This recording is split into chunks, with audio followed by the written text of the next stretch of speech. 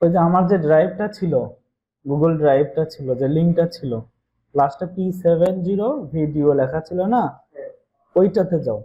ওটাতে গিয়ে এই যে এই পিকচারটা, হ্যাঁ, ডাউনলোড করার পর এটাকে হচ্ছে করো, ফটোশপ ফটোশপ ওপেন করে ওই পিকচারটা ওখানে ওপেন করো। আমরা এটা নিয়ে এটা এডিট করা শিখবো। যখন তুমি কাজ করবা তখন কিছু ডকুমেন্ট থাকবে এরকম, যে ডকুমেন্ট গুলোতে লাইভ যে সাইজটা ছিল, অর্থাৎ বাস্তবে যে সাইজটা ছিল, তোমাকে ঠিক হুবহু সেই সাইজটাই করতে হবে। বুঝতে পারছি আমি? যদি না বুঝে থাকো তাহলে বলো।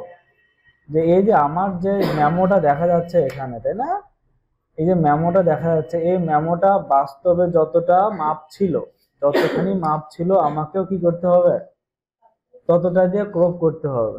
তারপরে ওখানে কোনটা আমি কালার দিব না কি দিব, কালার বেশি করব না কম করব, সাদা কালো করব না, হ্যাঁ, রঙিন করব, সেটা হচ্ছে পরের বিষয়। তাহলে আমাকে যে ডকুমেন্টটা ছিল, এই ডকুমেন্টটা কি করতে হবে, আমাকে একটা মাপ দিতে হবে।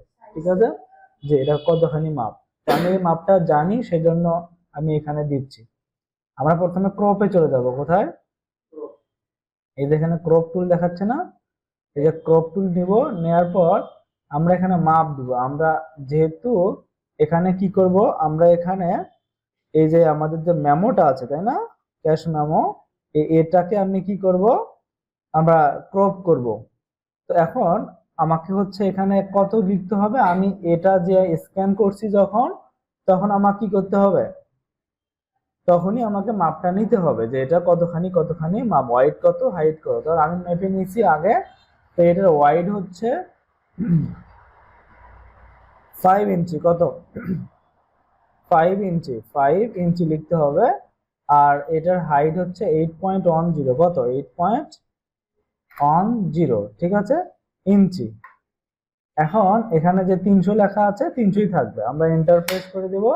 এখন যদি আমি এই ক্রপটাকে ধরে এদিকে নিয়ে আসি, তাহলে আমার কি হবে, আমার মেমোটা যতখানি ছিল, তাই না, বুঝতে পারছি আমি? বুঝছো সবাই? হ্যাঁ, দেখো মেমোটা কিন্তু বাঁকা আছে, তাই না?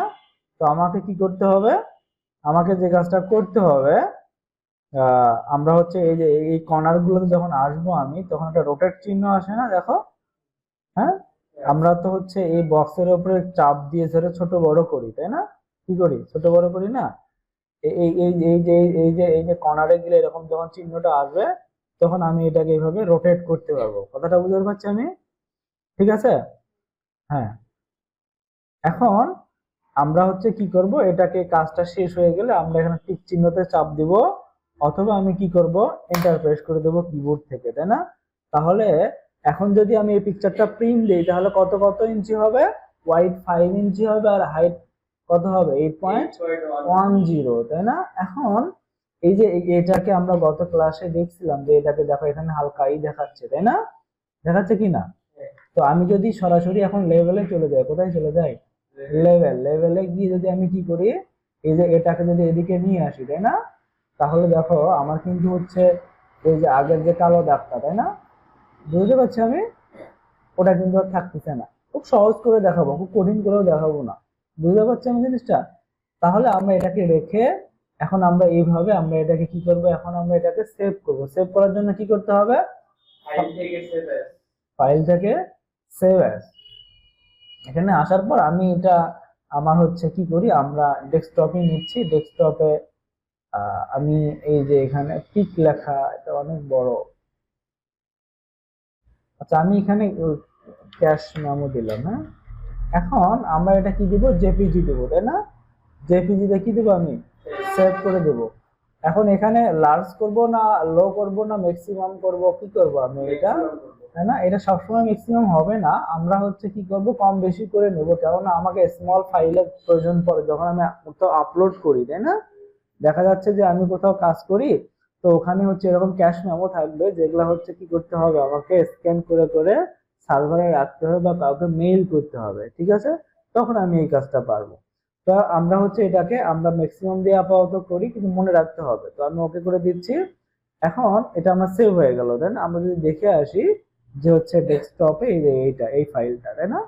এই ফাইলটা কত হয়েছে আমার 5 ইঞ্চি বাই 8.10, তাই না? 8.10। আচ্ছা, এবার আসি আমরা আবার ফটোশপে আসি। এবার দেখো এই যে এই যে কি এটা, হ্যাঁ, ক্যাশ মেমো। আমার এরকম কিন্তু কি আইডি কার্ড, তাই না, পাসপোর্ট, ঠিক আছে, ছবি, বিভিন্নটা ক্রপ করার প্রয়োজন পড়তে পারে। বুঝতে পারছি জিনিসটা আমি? তখন আমি কি করব, সেম পদ্ধতিতে কাজটা করে নেব। আমি আবার যদি হিস্ট্রিতে যাই, হিস্ট্রিতে গিয়ে দেখতে পাচ্ছি আমার এখানে কি আছে, একটা পিকচার আছে, তাই না? এটা আমি কি করছি, স্ক্যান করছি। তো এই স্ক্যান করার ফলে কি হয়েছে, এটা উল্টো দিক দিয়ে হয়েছে, তাই না? তো আমি এই ক্যানভাসটাকে রোটেট করতে পারবো। তাহলে কি করতে হবে আমাকে, ইমেজ থেকে দেখো এখানে কি লেখা আছে, রোটেট ক্যানভাস, তাই না? কি লেখা আছে, তাই না? সবাইকে বলতে হবে রোটেট ক্যানভাস। এই যে এখানে গিয়ে আমি যদি 180 ডিগ্রি করি তাহলে আমার এটা 180 ডিগ্রি ঘুরে যাবে, তাই না? 90 ডিগ্রি সিডব্লিউ মানে হচ্ছে কি ক্লক ওয়াইজ, তাই না? ক্লক ওয়াইজ মানে কি ঘড়ির কাঁটার দিকে। আর এখানে কাউন্টার ক্লক ওয়াইজ, কি সিসিডব্লিউ মানে কি কাউন্টার ক্লক ওয়াইজ। যদি আমি এখন আমি একটা ক্লিক দিব, কোনটাতে ক্লিক দিলে এটা সোজা হবে বুঝতে পারবা, 180 ডিগ্রিতে না হচ্ছে কাউন্টার ক্লক ওয়াইজে, না হচ্ছে শুধু ক্লক ওয়াইজে, কোনটাতে হবে? 90 ডিগ্রি দুটো, একটা কাউন্টার ক্লক ওয়াইজ আর একটা কি শুধু ক্লক ওয়াইজ। কোনটা দিব আমি? কাউন্টার ক্লক ওয়াইজ দিলে কি হবে, ঘড়ির কাঁটা কোন দিকে ঘোরে, উল্টো দিকে। তাহলে এটা কোন দিকে যাবে, এটা উল্টে যাবে, মাথাটা নিচে থাকবে। তো এটা কাউন্টার ক্লক ওয়াইজ দিলে উল্টে যাবে। তো আমরা কি করব, শুধুমাত্র ক্লক ওয়াইজ দিলে কি হবে, এটা ঠিক হয়ে যাবে, ঠিক আছে? যদি না হয় বারবার দিয়ে তুমি ঠিক করবে। বুঝতে পারছি আমি জিনিসটা? হ্যাঁ। তো আমি এটা জুম করব, জুম করার জন্য কি কিবোর্ড কমান্ড কি, তা বাদে আর কি ছিল, কন্ট্রোল আর স্পেস যদি ধরি তাহলে কি হবে, আমার প্লাস চিহ্ন আসবে, আমি এটা কি করতে পারবো, জুম করতে পারবো, ঠিক আছে? এখন আমি কি করব, আমার যে পিকচারটা আছে এই পিকচারটাকে আমি বিভিন্ন মাপ দিতে পারি। আমরা পাসপোর্ট সাইজ করতে পারি, তাই না? আরো কি করতে পারি, 300 পিক্সেল বা 300 পিক্সেল করতে পারি, তাই তো, স্ট্যাম্প সাইজ করতে পারি। তো যেটাই করি না কেন, আমার কোন সাইজটা কি রকম এটাকে পাওয়ার জন্য তুমি গুগল করতে পারো। কি করতে পারো, বুঝতে পারছো জিনিসটা? অথবা এআই থেকে তুমি জেনে নিও।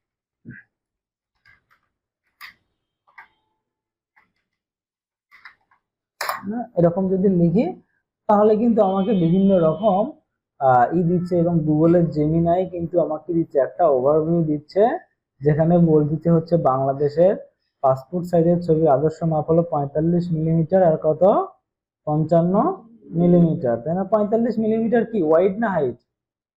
প্রথমে কি থাকে, ওয়াইড থাকে। তো এখানে কত 4.5 ইঞ্চি, 4.5 সেন্টিমিটার আর কত 5.5 সেন্টিমিটার, তাই না? যেটা ইঞ্চিতে কত 1.77 ইঞ্চি, তাই না? আর হচ্ছে এখানে 2.17 ইঞ্চি, তাই না? আমরা যে মিলিমিটারে একটা পাসপোর্ট সাইজ করি, এটা কত 45 মিলিমিটার আর কত এটা 55 মিলিমিটার। আমরা ফটোশপে চলে যাব, যাওয়ার পর যদি আমি এখানে কি লিখবো, তাহলে এটা আমি 45 কি লিখবো, এটা কি ঠিক আছে? কি লিখবো আমি, লিখবো, তাই না? এখানে গিয়ে কি লিখবো 55 তাই না? আমরা ইন্টারফেস করবো 300ই থাকবে। এবার আমি ক্রপটা নিব, তাই না? ক্রপটা নেওয়ার পর আমি কি করব, এটাকে এইভাবে আমি কতখানি জায়গা ক্রপ করে নিব সেই জায়গাটা এভাবে সিলেক্ট করে দেবো। এখন প্রশ্ন হচ্ছে ভাই, আমার তো এটা সোজা হচ্ছে না, দেখো সোজা হচ্ছে কি, তাই না? আমি ইচ্ছা করে স্ক্যান করার সময় এখানে বাঁকা করে দিছি। তো এই কর্নার গুলোতে আসলে এই চিহ্নটা আসবে, তখন তুমি কি করতে পারবে, এইভাবে, তাই না? বুঝতে পারছি আমি জিনিসটা? তারপর তোমার যতখানি জায়গার দরকার তুমি এটাকে সুন্দর করে রোটেট করে নিয়ে, ঠিক আছে? এটা এরকম হয়ে গেলে আমরা কি করব, এন্টার প্রেস করে দেবো। কি করব, কথা বলে না এরা, এন্টার প্রেস করে দেবো, তাই না? তো আমরা এতটা এখানে টিক চিহ্নতে ক্লিক দেবো, দেওয়ার ফলে কি হলো, আমার এটা ক্রপ হয়ে আসলো, ঠিক আছে? এই ফটোতে আমি কিভাবে এডিট করব সেটা পরের বিষয়। বুঝতে পারছি জিনিসটা?